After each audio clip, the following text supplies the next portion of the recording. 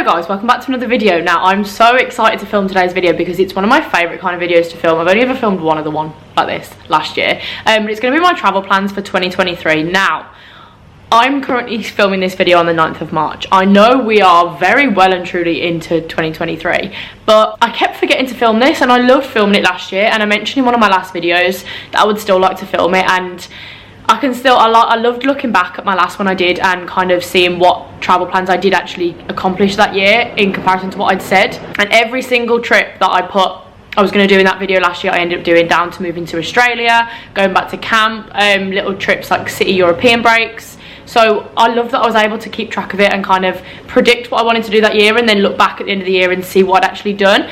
I just think it's quite nice to do. So, and then someone did actually ask me the other day, or what are your travel plans for this year? And I thought, you know what, I do want to put this into a video anyway. So here we are. This is going to be my travel plans for 2023. I'm going to talk about kind of what I've done so far as well, and then talk about what plans I have for the future. I'm so excited about this year, guys. You actually have no idea the kind of plans that I have for this year. And then for next year and the year after, like just ideas and stuff. Like obviously the really good thing about traveling and coming in, like living and working abroad, is that it's so flexible, and you have to bear in mind things can change in like the blink of an eye. You can come out somewhere, it's not all what it seemed to be, and you want to go somewhere else. Like, so these are just travel ideas, not necessarily travel plans, because nothing is really planned apart from like 2 or 3 trips. But yeah, it's just nice to have these travel ideas, and hopefully gives you guys some ideas on things you can maybe do with your year, some little trips you might want to do as well. So yeah, thank you for watching and I hope you enjoy. Okay, so let's rewind to January of this year. I actually went to Melbourne on a little city break, and I'd never been to Melbourne before. I'd literally been in Australia. I've only been to Sydney, and the last time I was here I went up to Cairns. So I was really excited to see a different side to Australia, and my brother actually lives in Melbourne, and it was so nice to go and see him. And I was there for, I think, 4 nights, 5 days, and it was so nice. Me and my boyfriend went and we had such a nice time. Did loads of different things. Like Melbourne has so many cool spots. It's very different to Sydney. I definitely do prefer Sydney. I'm definitely a Sydney girl, but Melbourne was really, really cool. I'm going to insert this one video of like an activity we did, and it was called Puffin Billy, and we went on this, like, it's the oldest steam train in Australia, I think, and it was such a fun experience. Like, you literally went on this steam train and you could sit and dangle your legs outside of the carriage, and you literally was just going through the jungle. It was honestly insane. But yeah, I highly recommend that if you're thinking of doing that in Melbourne. We also went to a festival in Melbourne, went to loads of nice restaurants and cafes. It was just a really fun trip. But in terms of trips outside of Sydney, that's the only one I've done this year. I've done loads of trips within Sydney. Like, we went off to the Blue Mountains, we went to the mermaid pools, we went and did little trips whilst I'm here, just like day trips and stuff. But in terms of an actual trip away, that was what we did back in January. Now this is just gonna be upcoming trips. That's the only trip, like I say, I've kind of done this year that wasn't in Sydney. But in 2 weeks time, my mum and dad get here, and I am so excited to see them, and I'm just excited for them to experience Australia and kind of see the life that me and my brother have been living. Like, my brother came out here a month before I did, so it's been 7 months since he's seen my mum and dad and 6 months since I have. So I'm just so excited for the 4 of us to be back together again, and we're going on a little road trip. So the plan is that we all, like, they're flying into Melbourne, then I fly from Sydney to Melbourne, and my brother's picking up a car and going to pick us up from the airport, and we're going to drive from Melbourne to Sydney. Now this drive we're doing over about 4 days, I think it is, and we've got loads of cool spots to stop off at along the way. My mum's kind of planned it because I was kind of like, look, this is your trip, like I want you to see whatever you want to see, like you plan it. Like, she's planned all of that. So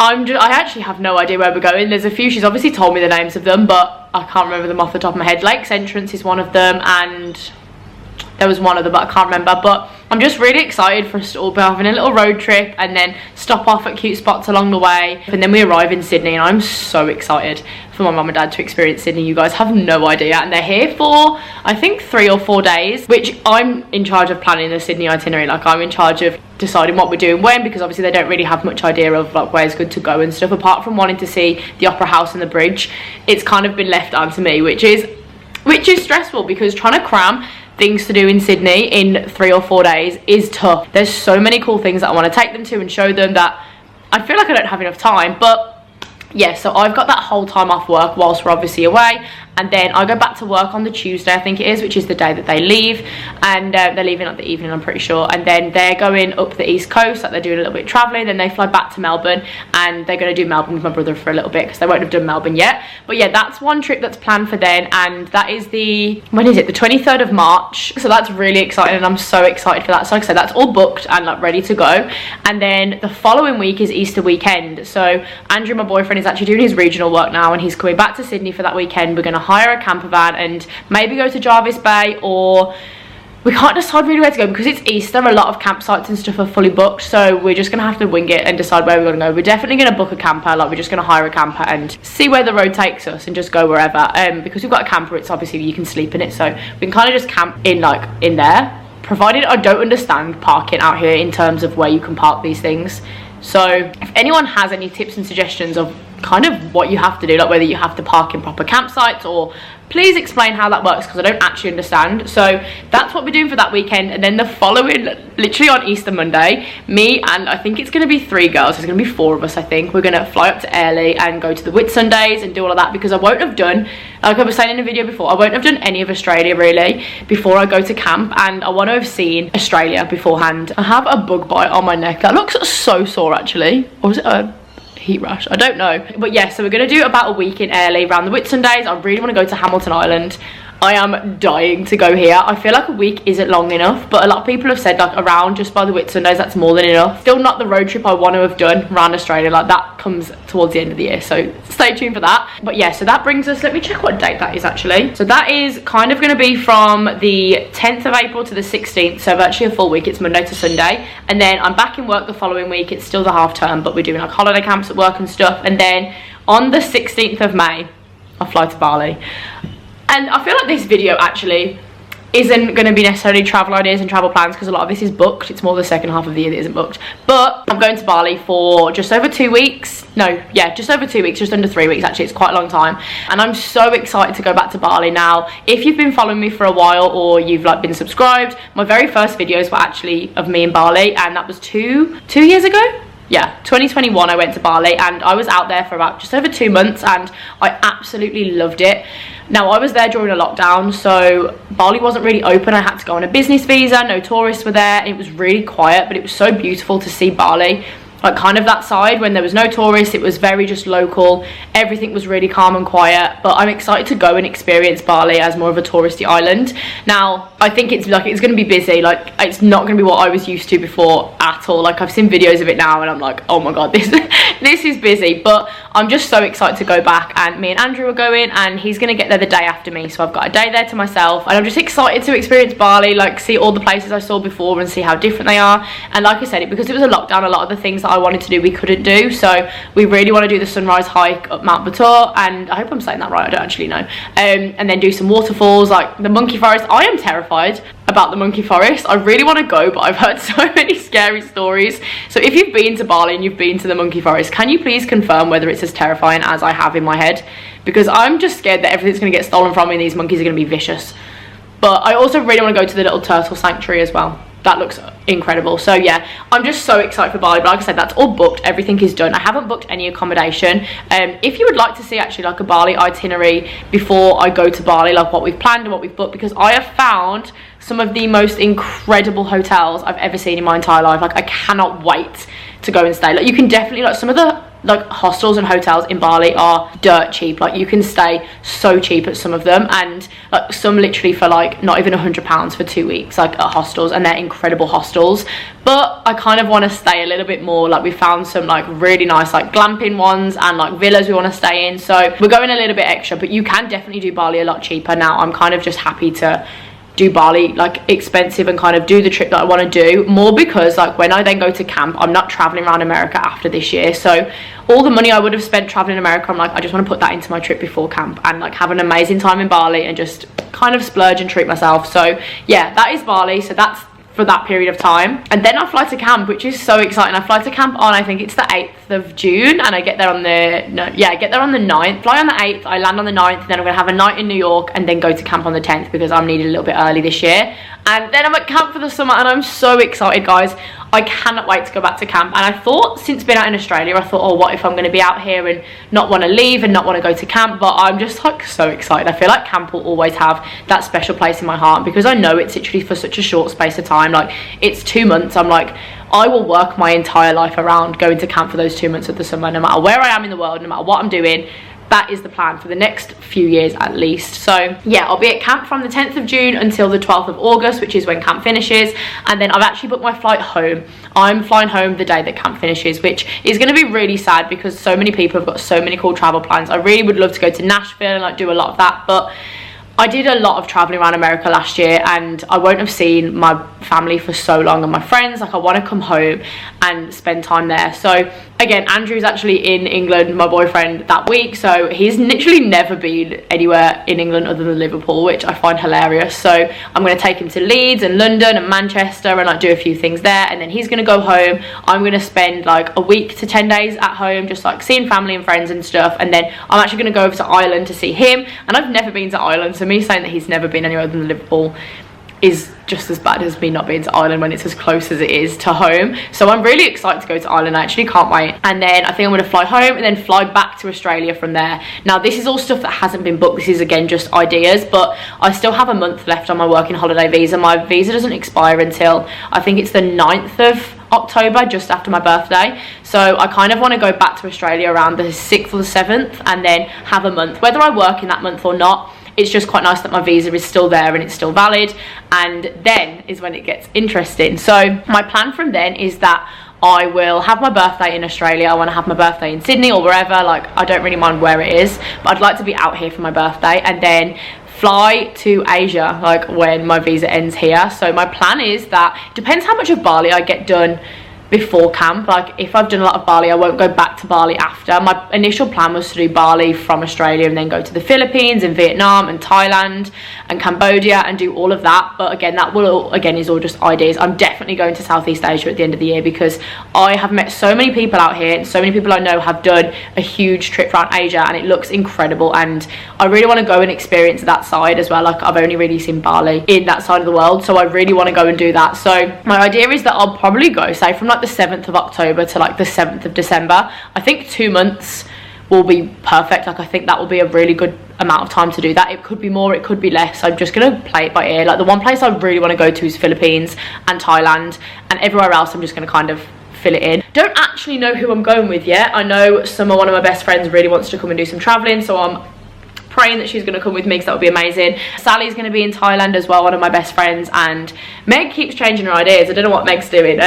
You'll have heard me talk about these girls all the time. I'm going to insert a photo of the four of us, so just so you can put a face to the name. But these girls are my absolute best friends, and I've met them all at camp. Sally I met in 2019, and Meg and Summer I didn't even know existed this time a year ago. Like, we hadn't even met yet, and that's what I love about camp. It forms the most beautiful friendships, and these girls are going to be in my life forever. So I would love the four of us to do a little trip around Asia, but whether we all cross paths at some point, who knows, we'll see. But yeah, that's my plan. I'm definitely going to go to Asia for, like I say, around 2 months, and then I want to come back to Australia. Now, this is when it gets a little bit hazy because I don't know what visa I'll be on. I can obviously come back in on a tourist visa, which I think is what I'm going to do.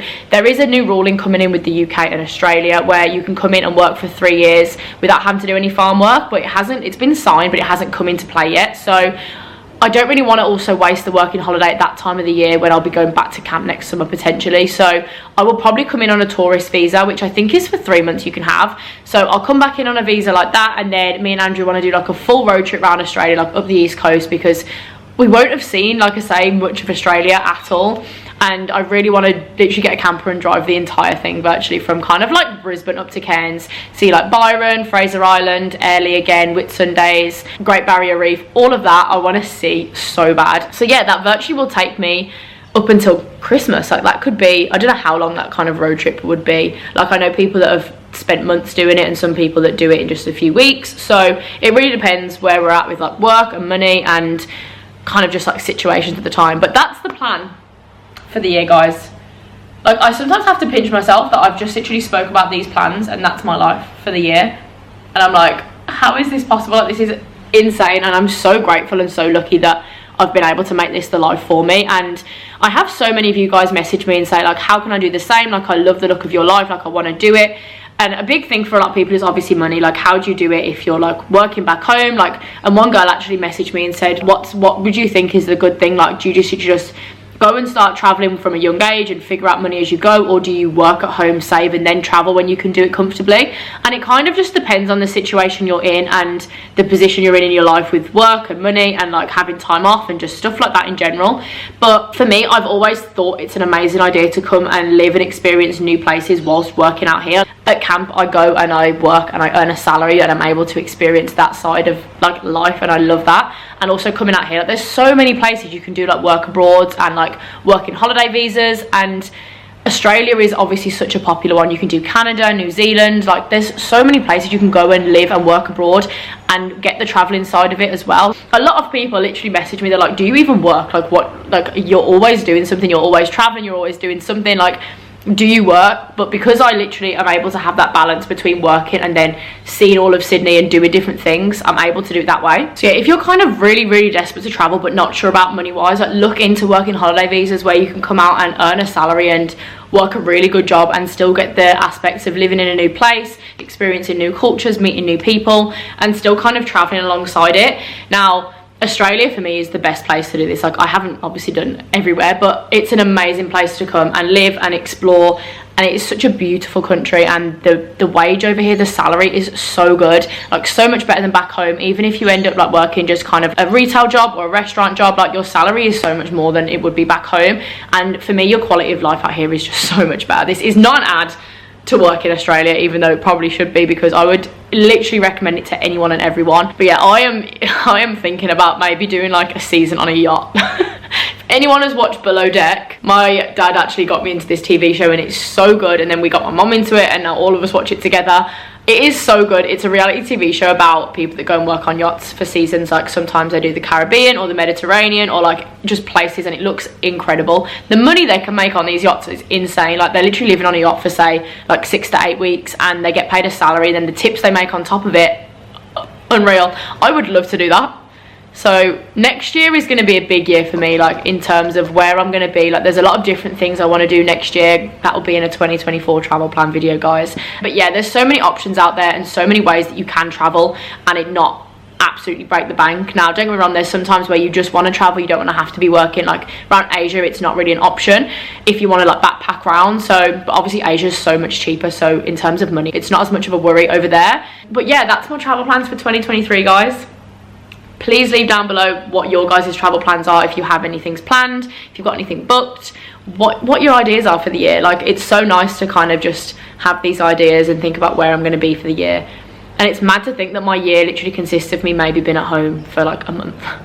It's insane, like it really is. But I love the fact that where I'm going as well, like hopefully I'll be able to meet people from back home. Like if I'm then obviously going to America, can I convince my mom and dad to fly out again? Like who knows, we'll see where we end up. But those are my plans for the year, guys. But yeah, I've loved filming this video. I love talking about my travel plans and just getting excited for the year.